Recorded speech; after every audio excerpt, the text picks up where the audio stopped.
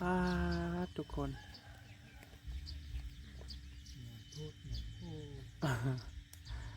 สบายดีทุกคนตอนเสาร์นะฮะมึงเนี่ยพี่น้องดอกไม้ข่อยป้าดคือแบบว่าหันหน้ามาที่เธอมันคือสึกมากระดกกระเดียดเธอพี่น้องอันนี้นะสมาแดงหุงอยู่นี่นะออกสมวันนี้เขาสิตัดดอกไม้เนาะพี่น้องพอดีมีแม่ทางเมกะเพิ่นว่าวันเกิดเพิ่นเนาะเดี๋ยวเขาสิตัดดอกไม้ไปถวายวัดให้เพิ่นซื้อดอกไม้น้ำเบาเอื้อเนาะเป็นแม่หมวยเพิ่นวันเกิดเพิ่นกะ2 มื้อคืนหลังเนาะมื้อนี้ก็เลยว่ามีโอกาสก็เลยเพิ่นก็เลยให้เบาเอื้อไปทำบุญวันเกิดให้เนาะ ไปถวายสังฆทานอยู่วัดบ้านเกิดบ่เอื้อแหละเนาะแต่ว่าเมื่อวานเนี่ยบ่เอื้อก็ไปซื้อเครื่องสังฆทานมาแบบว่าเฮาซื้อแบบของที่เพิ่นใส่จริงนะทุกคนบ่แม่นว่าซื้อเอาเป็นชุดที่เขาเจ้าจัดครบเครื่องเนาะเฮาเอาชุดที่ใส่ชีวิตประจำวันแบบหรือคือเฮาใส่เองอะไรเนาะพี่น้องเนาะยาสระผมยาสีฟันประมาณนี้ โอวัลตินเนาะนมน้ำเอียงประมาณนี้นะของที่เพิ่นใส่จริงเนาะแต่ตดอกไม้นี่กะเพิ่นก็ใส่คือกันเนาะทุกคนเพราะว่าเพิ่นจะใส่ทุกวันเพิ่นจะแต่งขันหาบูชาพระเนาะอืมเดี๋ยวสิออกไปตัดน้ำเบาน้ำก่อนมึงมันคือเนาะขออนุญาตตั้งของเด้อมึงเนี่ยความงามเห็นไหม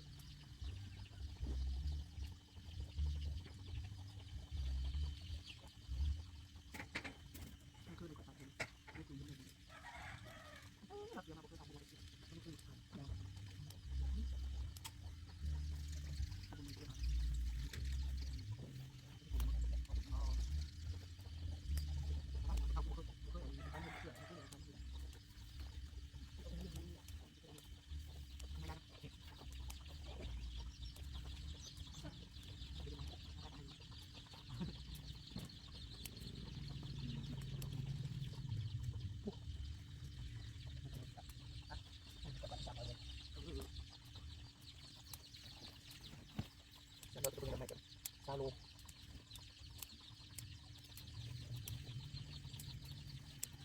เราพูดเรื่องประมาณแบบยังไม่ได้ใส่จะไปขายตุ๊กตาตุ๊กตาเนี่ยจะมึงน่าจะไม่จะมีวันหรอกป้า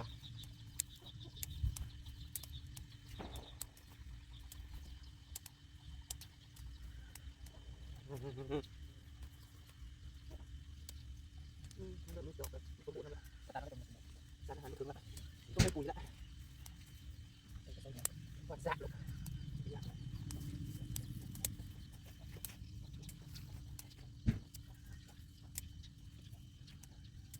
ตักกินนะไม่ร้ายกว่า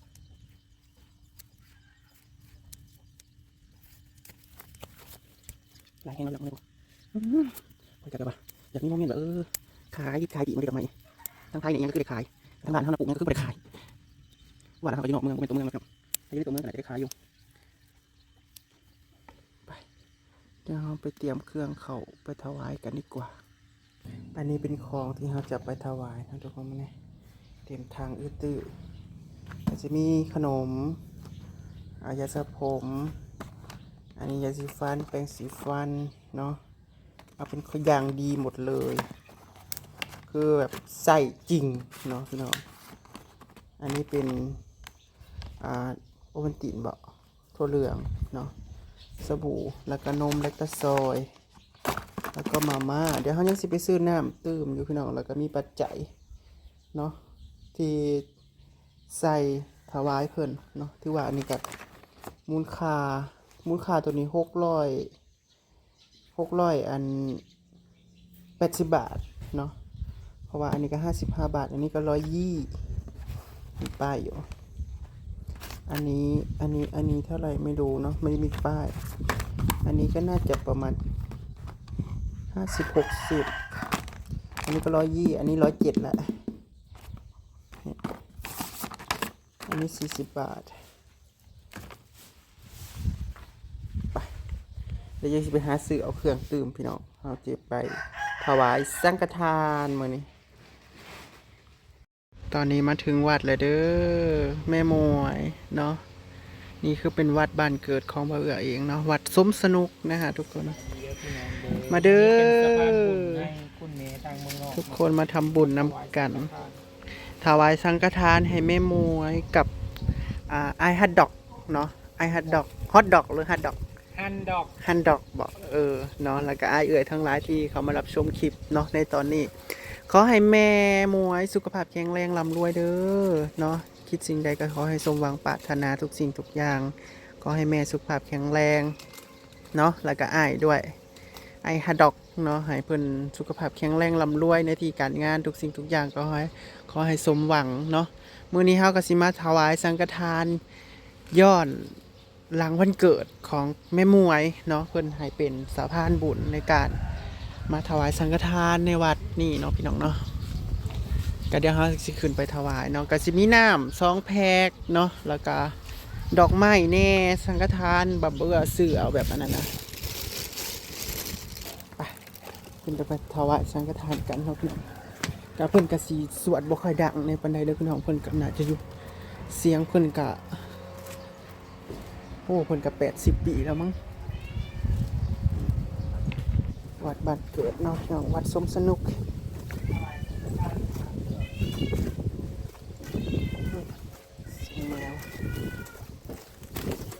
เฮาดอกไม้เฮาคืออันนั้นเฮ้ยเอานี่เลยแต่งกันหานะเอารถเลยแต่งกันหาก่อนเลยทุกคน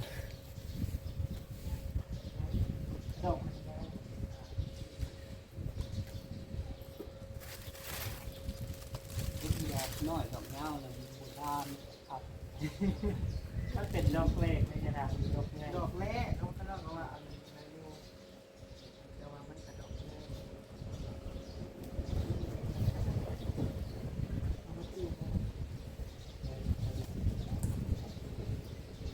อันนี้เป็นของแม่มวยเนาะเพิ่นถวายมันเกิดเพิ่นนะคะมันเกิดของแม่มวยกับฝรั่งในซื้อ5 ดอก500กับ100,000มันเป็นของพัดวัด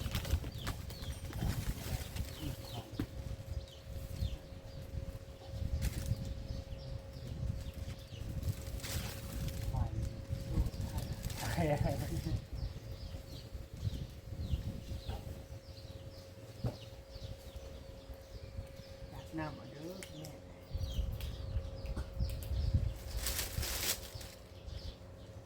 น่าทานดีว่าหาคนเรา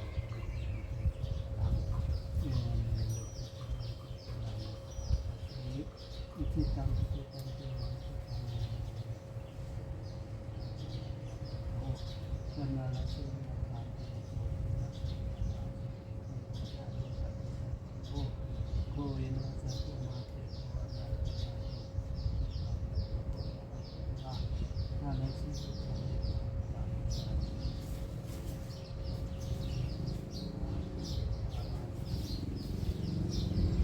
ต้องยันเสร็จ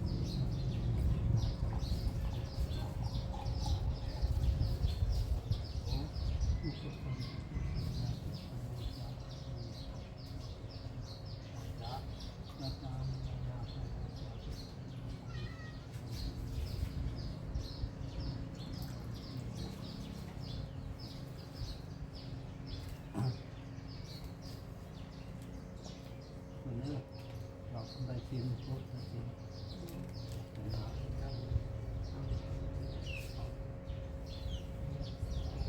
กระตาที่พระดาวขึ้น บ่ถวายทั้งหมดเลยข้าน้อยบริสุทธิ์เป็นสังฆทาน เอาแบบนี้เลย ข้าน้อยเอาแบบเนี่ยทานใส่อีหลี อยากสระผมอยากที่ฟันเนาะข้าน้อยซื้อเอาแบบเนี่ยทานใส่จริงโลดทันทีปะลงประหยัดน้ำอยู่ลง มันดอกง่ายบูชายากในจักหน่อย โดย เขาว่าโอ้ยเขาออกแบบห้ามเทศเกินขัดตัว ดอกน้อยนั่น แบบ ดอกน้อยก็มี ดอกน้อยก็มีฮะข้าน้อยก็เลยว่าอยากตัดดอกใหญ่มันงาม ก็เลยว่าอยากตัดดอกใหญ่ให้บัดแต่งคันหาแล้วมันเต็มจานมันจะทาน เอาอันนั้นเอาเห็ดละเอียดเอาขอบคุณ โดย มันหาคู่ที่เนาะ โดย หาคู่หาคู่ แต่รอบหน้าข้าน้อยสิตัดดอกน้อยมาให้ดอกน้อยก็มีแปลว่าอันนี้มันเป็นดอกแรกเด้ยะทาน มันเป็นดอกแรกมันเลยดอกใหญ่ เขาอีลิ้นเขากะท่านมุโตมากสบายแล้วก็เริ่มเติบแล้วเปลือกสิเขาชั้นกับคุ้ย อ๋อ เอามาหาเก็บมาใส่ตู้ไว้ โดยปรับเจนเวียนผู้เดียวได้พี่น้องเพิ่นว่าให้ลงมาอันหยาดใส่ใบซิมต่อกันเนาะ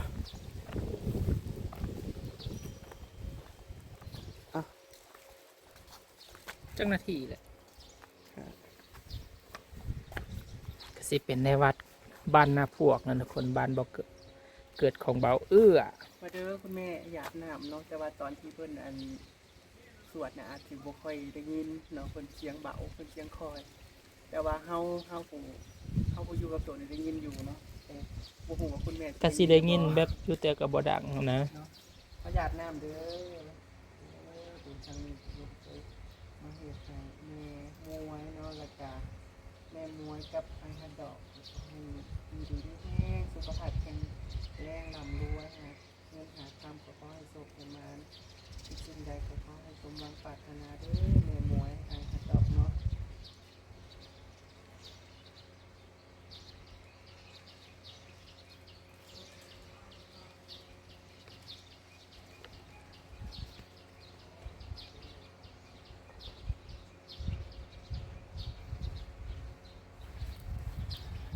บุญไปนั่งกันเดี๋ยวเราจะไปอันยังนะครับหาถวายนำบักข่าวเนาะอยู่ศาลปูตาหรือว่าศาลยาพอมาลุกะเนาะที่อยู่ในวัดแห่งนี้อันนี้คือยาทานพอมันคือเป็นเจ้าอาวาสวัดบ้านเกิดของบ่าวเองเนาะคือเพิ่นบ่มีจั่วบ่มีหยังเนาะมีแ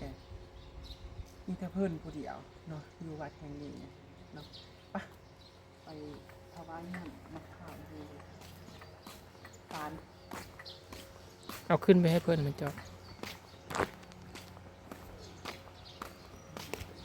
ไปนะทุกคนมาวัดบ้านนี้ก็สิเป็นแบบครั้งในจักหน่อยอยู่ได้อพี่น้อง มันเป็นวัดเก่าวัดแก่ข้าวยุคโบราณสงครามแต่ปุ๊ ข้าวบ้านน้ำเด็กก็มีน้ำแดงจ้ะ เนาะไผ่เอาน้ำแดงมาถวาย สุดยอด หลอดอยู่กระเป๋าอันนี้เป็นศาลพระภูมิเด้อนครมาลุกะเนาะ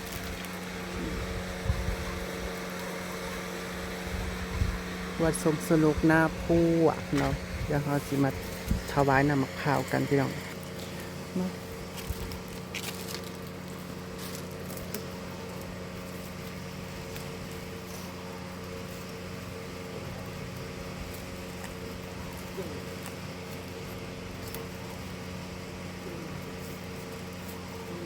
เปิดสิ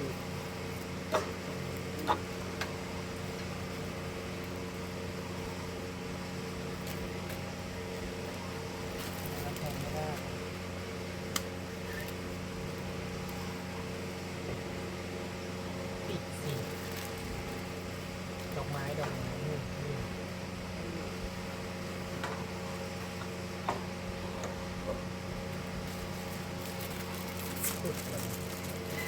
จักประจุเก้า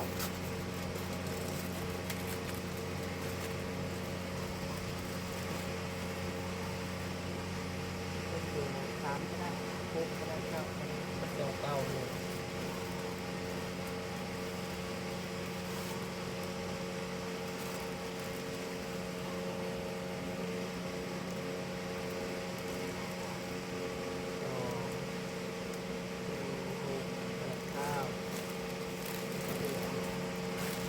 โอ้ยมีให้โชคให้ลาบอยู่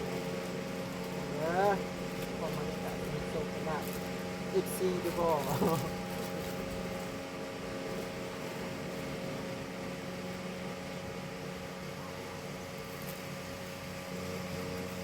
เอาไปมันจะมีกองไฟ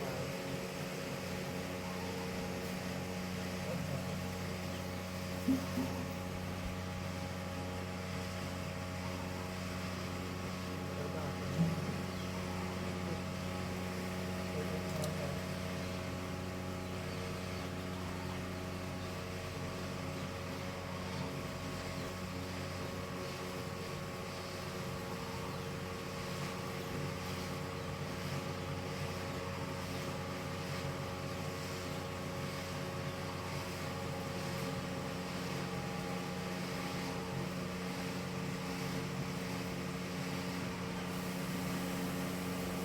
เอาล่ะ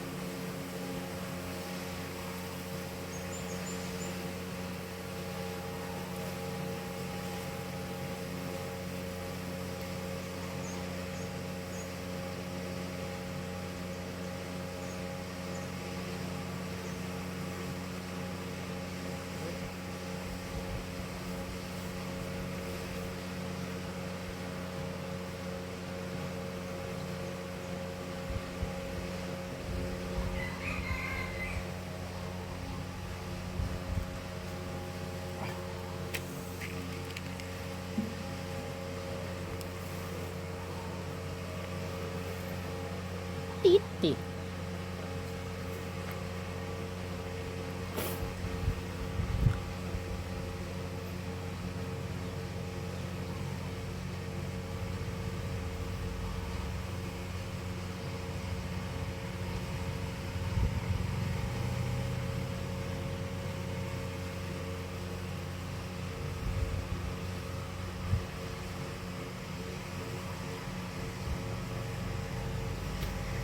ผม ไปน้องพี่น้องเดี๋ยวขออันนี้ให้PPFC เนาะเดี๋ยวจังหน่อยเราจังมาเบิ่งเขาสิพาไปเลาะเบิ่งบริเวณวัดที่เพิ่นถมใหม่เนาะพี่น้องเนาะไปทุกคน มาทำบุญเสร็จแล้วบ่าวเอื้อจะพาเลาะในวัด อันนี้เป็นห้องน้ำที่พากันมาร่วมกันสร้างเนาะพี่น้องPPFC แน่ทางบ่าวเอื้อทางเจี๊ยบและทางเจสี่เนาะอันนี้คือห้องน้ำ ไม่ใหญ่ไม่เฮ็ดใช่ไหม มันหยอดแมงใหญ่เลยเขาเจ้าก็บอกว่าได้ข่าว4 ห้องเนาะพี่น้องคือ4 ห้องนี่ที่เฮาต่อเติมออกมา มี1 2 3 4 ห้องน้ำแล้วก็ตัว3นี่เป็นของยาทานที่เพิ่นเฮ็ดก่อนหนะนี่เนาะแล้วก็มาต่อเติมเอา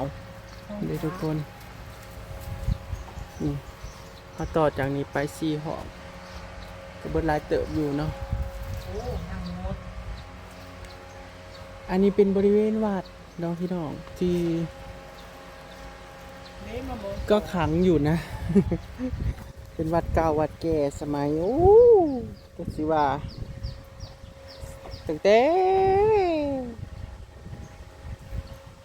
พ่อแม่บ่เอื้อเกิดมาก็เห็นโลกเนาะวัดนี้นะถ้านับได้ก็จะประมาณเกือบ100แล้วล่ะแต่พอหลังนี้นะที่สร้างเนาะเริ่มสุดเริ่มผุพังแล้วล่ะพี่น้องกุฏิของเพิ่นก็ได้ อันนี้เป็นทั้งเขาเจ้าซื้อดินแล้วเขาเจ้าถวายวัดเนาะพี่น้องเขาเจ้าเงินหลายเหอะเขาเจ้าละเงินเรือทงเรือกินเรือใช้เขาซื้อดินเขาเจ้าก็เลยถวายดินออกไปอู้ปุ๊กเงินได้2 หลังอยู่ด้วยพี่น้องนี่แมนบ่ ก็เลี้ยงไปห้องเฮียนปุ๊บ อืมกันในเด็นี่กระเพาะนี่ลงไปนี่แล้วก็เราแวกลงไปหาไปทางห้องหมวยอันนี้คือรักบ้านเด้อพี่น้อง ไม่เด็ก บ่จักรักบ้านอยู่นี่รักหนึ่งอยู่ว่างนี่บ่ฮู้ว่าอยู่จังไสแต่ว่าอยู่พี่รักหนึ่งแล้วก็อยู่โซนผู้รักหนึ่งเอามันมีหารัก คือความหมายว่าอันนี้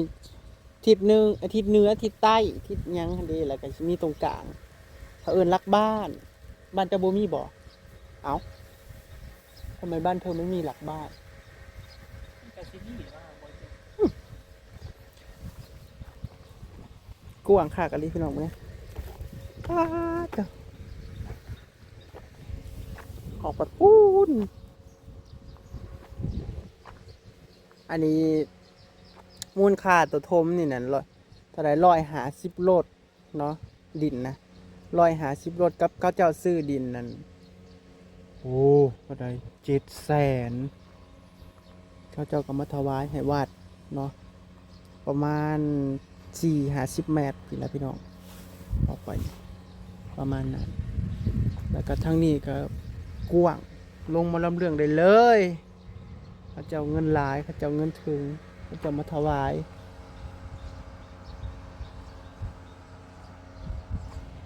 แต่เหลือแต่เพิ่นสิเฮ็ดกำแพงเนาะเพิ่นก็ว่าเพิ่นสิเฮ็ดกำแพงอยู่อันนี้นะกำแพงเพราะว่ากำแพงทั้งเทิงน่ะแล้วแต่ตัวนี้บ่ทันได้เฮ็ดบ่ทันได้หยังเฮาก็ทมปีนี้เนาะพี่น้องอันนี้เป็นกำแพงเก่าเนาะดินกับกำแพงน่ะซ้ำกันเลยพี่น้องทั้งเพราะว่าทั้งนี้เป็นห้วยมึงเนี่ยท่อนำบ้านลงมาก็จะก็ใส่ท่อเป็นแบบปูนเนาะ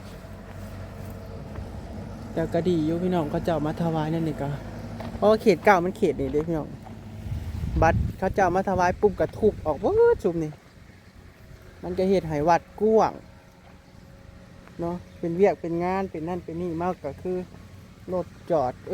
ขายเครื่องขายของได้ตามสบายเนาะซิมตัวนี้บดสร้างตั้งแต่บ่เอื้อนยังน้อยๆพี่น้องอันนี้นะซิมตัวนี้เนี่ยหรือว่าโบสถ์นั่นแหละเพิ่นให้ตักดินทรายขึ้นไปทมเอวมันนะบ่เอื้อก็ยังได้ตักอยู่ได้พี่น้อง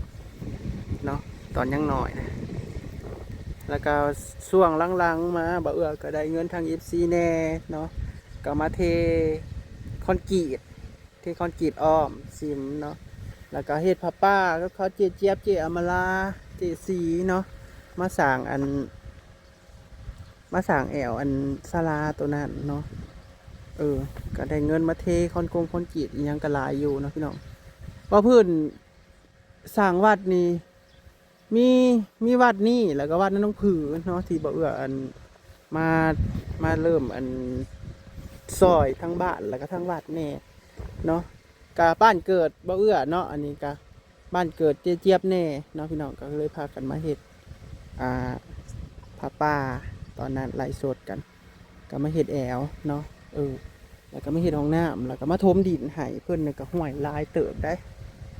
แล้วก็บ่เอื้อก็มาเทอันตัวนี้เนาะมาเทเดินวัดแล้วก็มาเฮ็ดอันศาลาอีหยังศาลาพระประจำวันเกิดอีกก็เบิดหลายเนาะแล้วก็มาติดอันดอกไฟโซลาร์เซลล์ทั้งนอกก็20 ดอก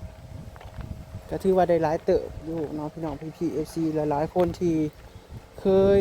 เคยให้เงินบ่เอื้อมาสร้างพัฒนาวัดบ้านเกิดเนาะก็ได้ยังขอบคุณทุกคนที่ให้มีการทำบุญร่วมกันเนาะบ่เอื้อกะเว้าอันใดเว้าพี่น้องเห็นเป็นเลขตัวใดแม่นบ่86เป็น60ว่าซ่านเนาะเอาเบิ่งเอาผู้ใดสิโศกสิมานสิลำสิรวยมื้อนี้ ไปเนาะพี่น้องคลิปนี้เบิ่งก็สิอำลาพาจากก่อนละกันบ่สุขคนพาพี่ๆ FC ทุกคนมาทำบุญเนาะให้แม่มวยกับไอ้ฮัดดอกเนาะขอให้เพิ่นสุขภาพแข็งแรงร่ำรวยใน หน้าที่การงานทุกสิ่งทุกอย่างก็ให้เพิ่นมั่งคั่งเนาะเดี๋ยวเราก็จะไปบ้านสวรรค์ต่อ